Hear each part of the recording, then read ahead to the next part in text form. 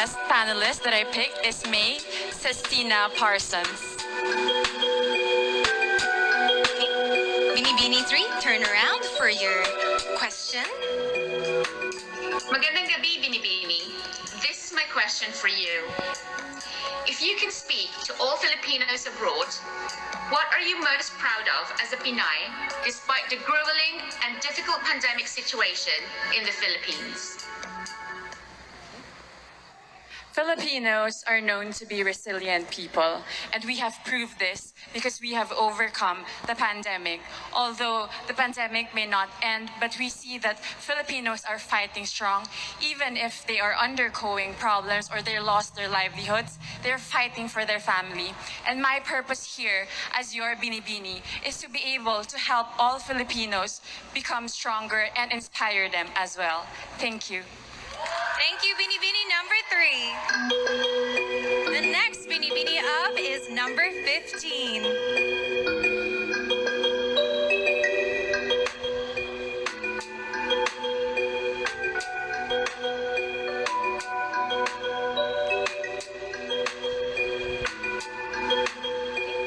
Celebrity guest panelist, Mr. Boy Abunda. Kindly turn back to the screen to see your question. Binibini, good evening. And this is your question. Ngayon, madalas nating naririnig na it's okay not to be okay. My question is, when is it okay not to be okay? And when is it not okay to be not okay?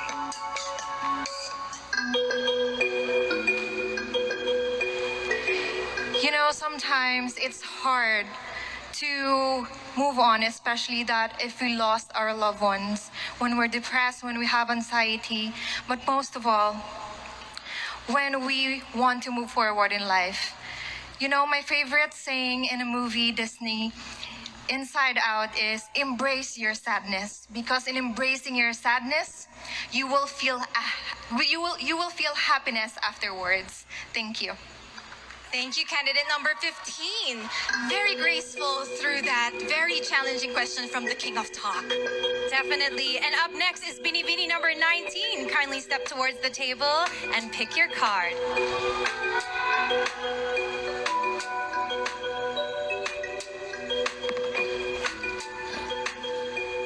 My judge is Miss Maria Garcia.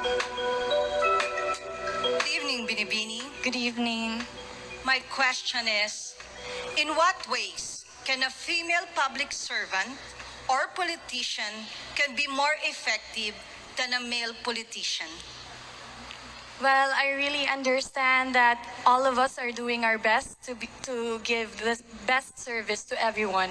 And I can say that men servants are very strong when it comes to making decisions. And with women, they are very passionate when it comes to the things that they are doing, and they're very sensitive with the feeling of the other people, and that's what makes women servants different from men. Thank you, candidate number 19. Up next for our question and A round is Binibini 24.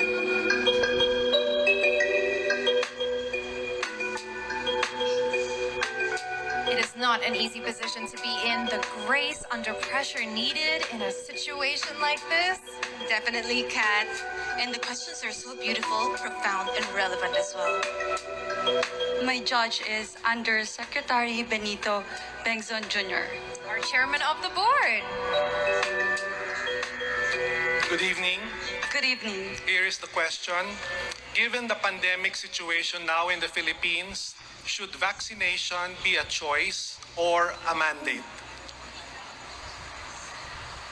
Vaccination should be a choice. And I still remember the days when we were all longing for vaccines to be created. And now that vaccines are available, we tend to get hesitated because we fear of the side effects. But I encourage everyone to choose to get vaccinated because this is the big step for us to move forward and to protect ourselves and our loved ones. Thank you. Very well said. Thank you, Binibini 24.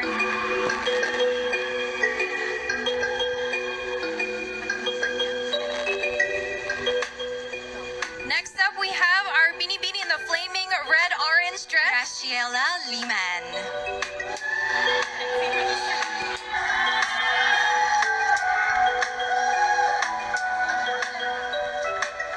Hi. Graciela. I have chosen Mr. Enrique Hill. Good evening, Binibini. Good evening, sir. Hi. Your question is, what are your thoughts about romantic relationships which began and developed on social media during the pandemic lockdown? To be completely honest, there is nothing wrong with loving relationships that comes from social media because as we all know, we have harnessed the power of social media and this is something that we should celebrate because love knows no time, love knows no place. Even at social media, we can meet someone and we can be in love. Thank you. Thank you so much, Graciela. And the last from this batch, we have Binibini number 7.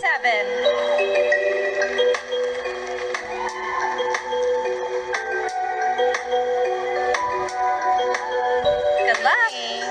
I have chosen Miss Kylie Versosa. Hello, Meiji. Hi, Miss Kylie. Hello. My question is, these days, beauty queens are also considered as beauty athletes with all the training we undergo. What is your message of inspiration to all Filipino athletes who are competing in the forthcoming Olympics in Japan, given the pandemic situation? As a candidate myself, I understand and I completely agree that we are like athletes because we are required to be disciplined. We are required to give our 100% passion and focus on whatever we will do. And to our athletes, I know that you are also waiting for this to happen again. And this will happen again in Japan, and it's a good sign, and it means that there's hope, and we are go back to normal. Thank you. Thank you so much, candidate number 7. And that concludes our first round of question and answer portion. Yes, and at this point, konting hinga muna. Let's take some pressure off as we take a quick break. It's our next 7 finalists' turn on the Q&A in just a few.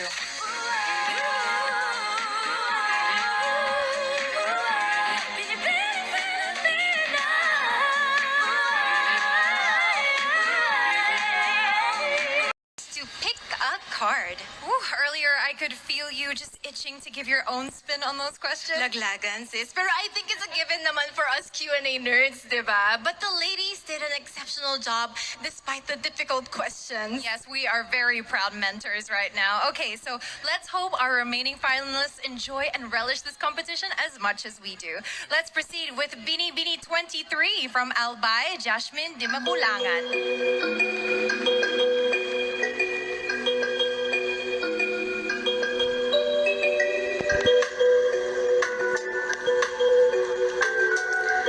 Celebrity guest panelist, Congresswoman Vilma Santos Recto. Kindly turn to your back to see the question. Magandang gabi, Binibini. This is my question. So much has happened to us in the course of a year. When we emerge from this crisis, what positive change do you foresee happening to humanity in general? Something positive that I have witnessed during the pandemic is how resilient and adaptable people are. We have been put through a lot the past year, but still we find ways to help one another and find ways to help. And at the end of the day, as long as we put our generosity and charity first, then together we can heal and we can get through this crisis. Thank you. Thank you very much, candidate number 23. Up next, we have candidate number 1, Samantha Panlilio.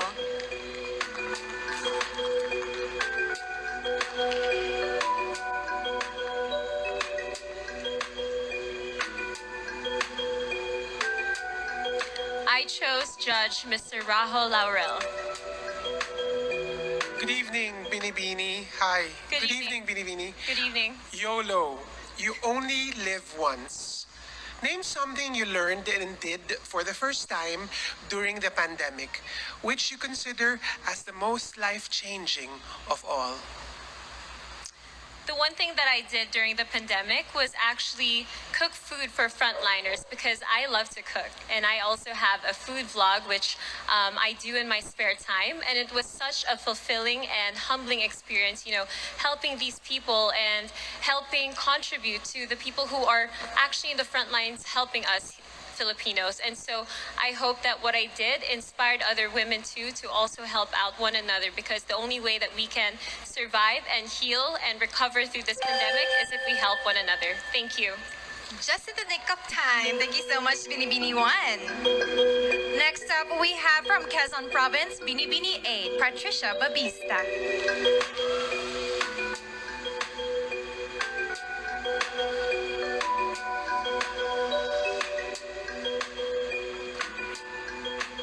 My question will be coming from Miss Liza Soberano.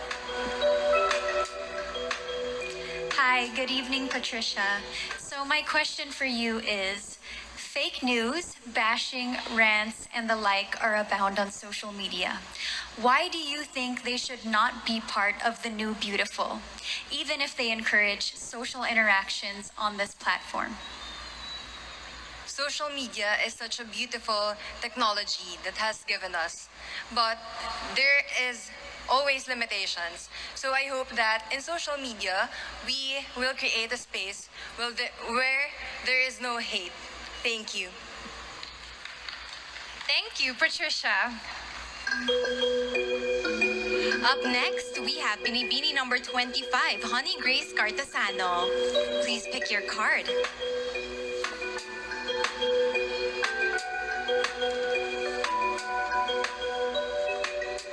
My judge is Mr. Joseldo C.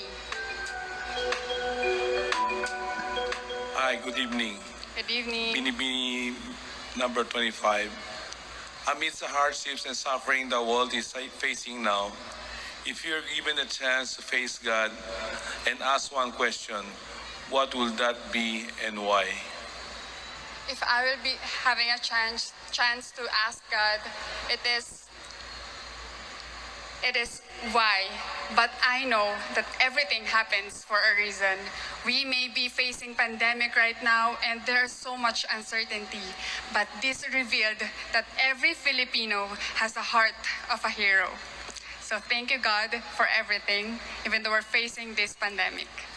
Thank you to all the Filipino heroes. Thank you. Thank you, honey.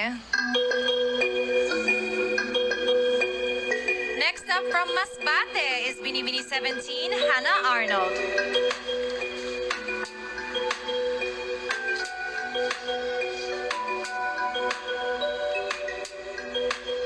My judge is Miss Pinky Webb.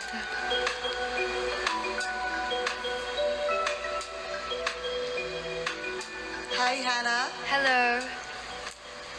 Given the reach and power of social media, do you believe that genuine freedom of speech exists in the Philippines nowadays? Why or why not? First of all, freedom of speech is a basic human right that we all must remember, and it is important for a democracy. And with our upcoming election, we definitely need free speech. For example, on Twitter, we are limited to few characters, and what I have seen from these tweets has been powerful and has helped me think about who I would like to vote for in the upcoming election. Thank you. Thank you, Binibini number 17, Hannah Arnold. Next up, we have Binibini number 10, Maureen Montaigne.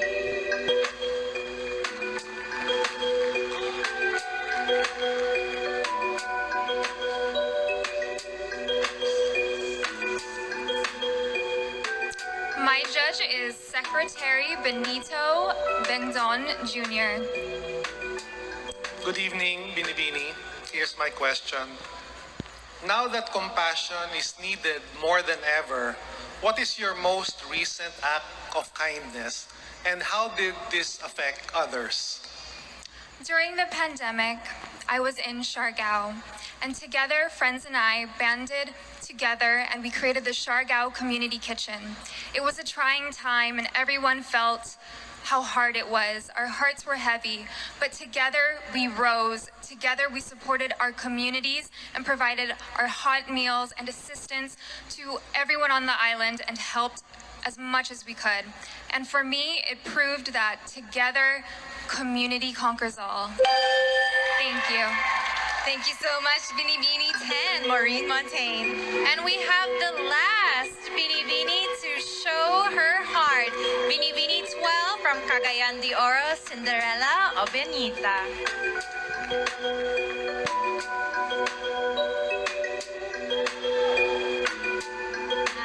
Hi, Kat and Nicole. I have chosen celebrity guest panelist, Mr. Michael Cinco. Kindly turn to the screen to see your question. Hello and good evening to you, Binibining. Here's my question. How important are luxury items like bags, clothes, and jewelry for a woman when the national economy is down and struggling?